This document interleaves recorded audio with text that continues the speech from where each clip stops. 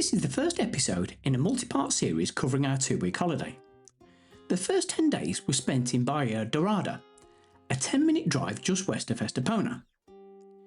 During the Estepona portion of the holiday, we visited many locations, some of which include Casares, Grazalema and Gibraltar. You should see these episodes and several others appear on the channel in the very near future. Our Airbnb had a fantastic view over the sea and was within a 3-minute drive of both restaurants and shops. The only downside being that a car was an absolute given, being located just off of the main A7 dual carriageway.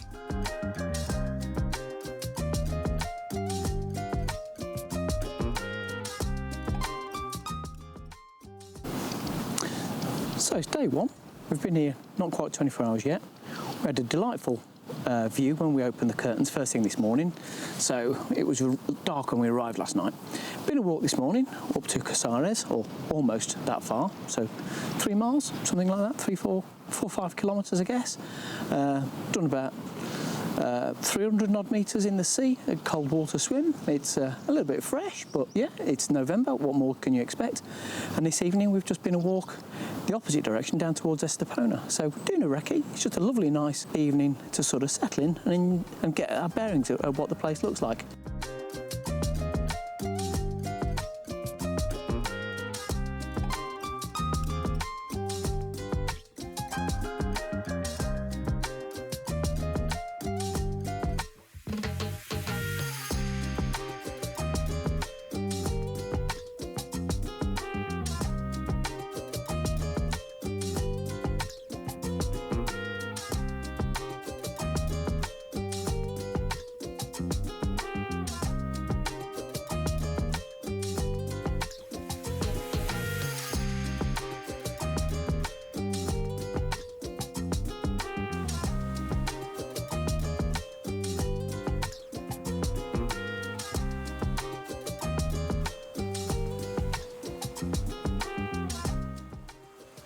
So it's day 2 and we've come into Estepona. We're following a route called La Ruta de Murales, if I've got it right. And it's basically a walking tour around the city, or around the town, showing you where all the murals are on all the walls. So hopefully we'll find this route and we'll find all the various murals, and I'll post a few of them here.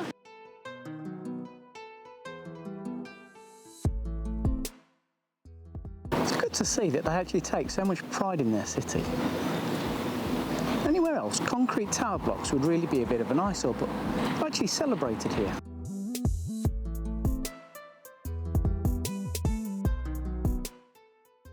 Estepona is full to overflowing with culture. In our apartment we came across the usual collection of tourist leaflets advertising the local locations of interest. The 3 leaflets that really sparked our interest were the Ruta de los Murales, or the Route of Murals. Secondly, the Ruta de Esculturas, the Route of Sculptures. And finally, the Ruta de Poesia, the Poetry Route. Each of the routes crisscross each other, and as the murals route seemed the most expansive, we decided to go with that, knowing that we would see many of the poems and sculptures as we ambled our way around the back lanes of Estepona. The map was fairly high level, and it appeared that, if not careful, I'd spend half the day map reading and trying to get back on track. I regularly use the app Komoot to follow other people's walks and rides that they have posted, and sure enough, someone had very kindly posted a full GPS track to follow within the app, thereby allowing me to enjoy the day out, being led by the hand through the route. I'm pretty sure that other apps such as Strava and Wikiloc will also have similarly posted tracks. The Costa del Sol in Spain is renowned for its vibrant artistic scene. Estepona only takes its attitude to the next level. The town features the 3 main cultural routes.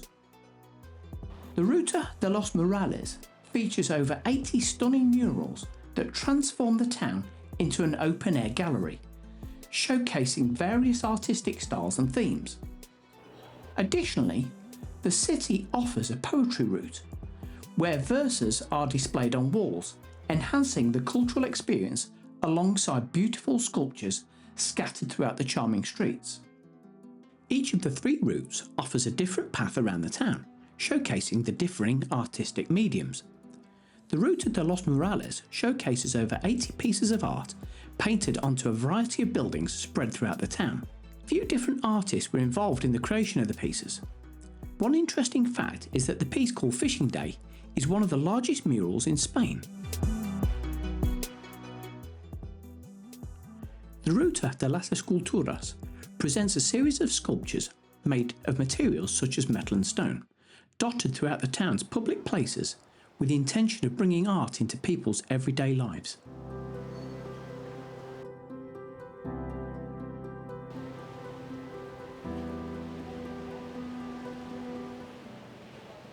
The Ruta de Poesia transforms Estepona's historic centre into an open-air literary museum. Poems are displayed on the walls, blending literature with the town's picturesque scenery. Visitors can enjoy a leisurely stroll while discovering verses that celebrate the beauty of life and nature. I've included links that were available at the time of recording. However, hard copies should be available from the Estepona tourist office if paper copies are preferred. That has been a fantastic day. We've walked a little legs off, so we've done, as I say, 4.5 miles or so. The cars are just a little way behind us. Found some free parking on the road, easy to access, and we've had an absolute delightful day just walking around the outside the city. We've missed most of the city centre, but we've had a lovely walk along the front of the beach. And the only I'm convinced that there's maybe 1 or 2 murals along the seafront that I missed out. We were too busy chatting and hadn't actually noticed that the route that I'm supposed to be following on the app Commute had actually diverted off around a little square. I've completely missed that. Apart from that, I think we've hit all the major points. So anyway, like I say, we're ready for a cup of tea. We're going to go and drive back for about 15 minutes back to our apartment, and it's time to sit down, have a couple of biscuits and a nice cup of tea. Nothing quite like going for a walk in the middle of a thunderstorm.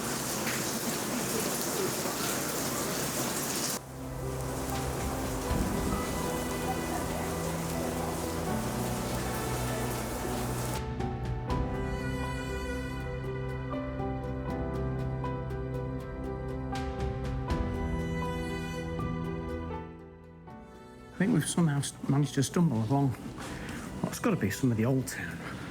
So delightful. You've got these little plazas, little squares of just like a half a dozen houses, full of flowers. Like this maybe on the right. It's absolutely delightful.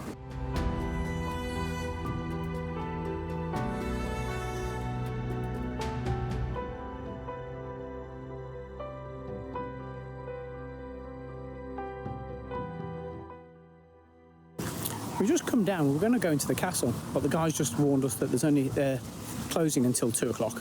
So they're closing in like 6 or 7 minutes, so it's not worth us going in.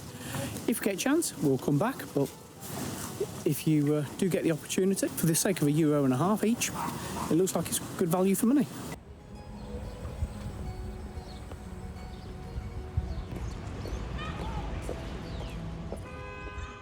So we've finally managed to find our way to the Plaza de Flores. There's a lot of building work going on in this area. It looks as though all the building works have been held out during the tourist season, and they're all starting them right now. A bunch of people sat over here though, having lunch, and we might join them for a quick drink.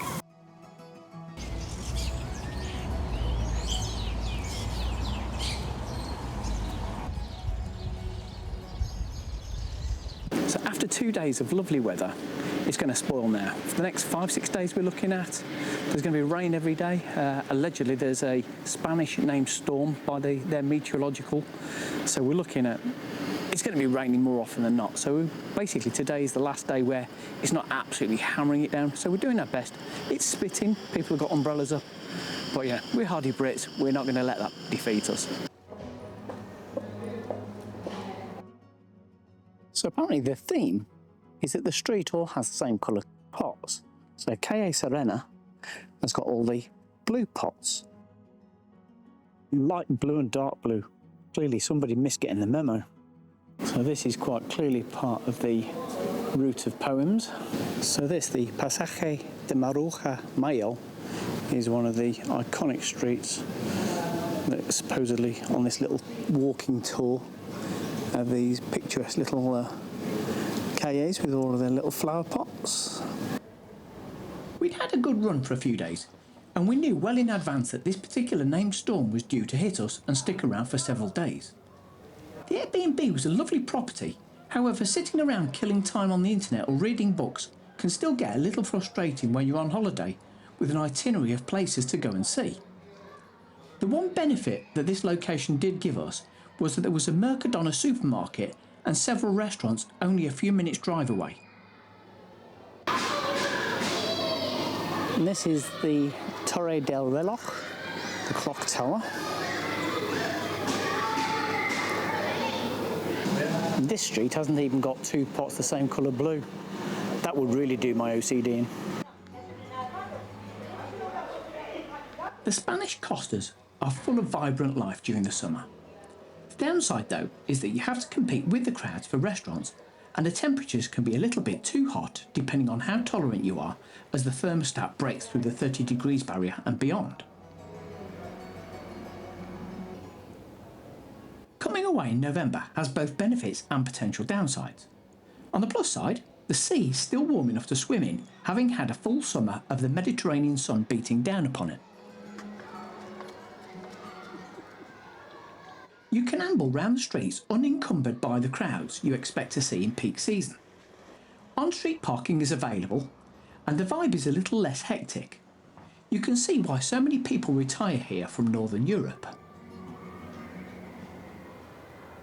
The average winter temperatures are usually 10 degrees warmer or so than back home. All of that said, it still rains, and Spain in the rain isn't much more exciting than sitting around back home when it's chucking it down for days on end. Well, we've had one of those days where it's been spitting most of the day, but we've taken the chance, we've come out, got an umbrella, we haven't actually needed it. We've really seen these delightful little streets, but the weather's starting to come in now, so we're heading back to the car, and it looks like we're in for now 3 or 4 days worth of rain, so you get the opportunities, you have to grab them. So anyway, it's time to go and get some more food.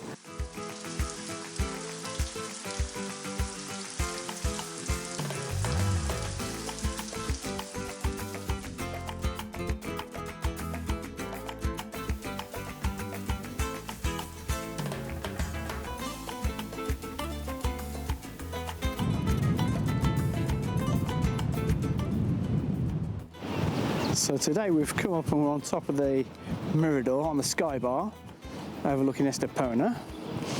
After 4 days it's finally stopping raining. It's been raining most of the morning, it's about half three in the afternoon now, and the rain seems to be coming to just about an end. Yeah, this storm that's come through, this is the tail end of it, it's still a little bit blowy.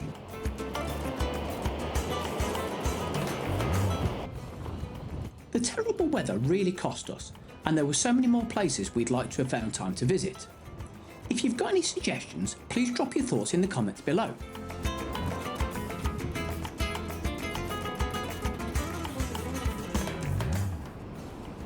As mentioned at the beginning, this is the first in a series of videos.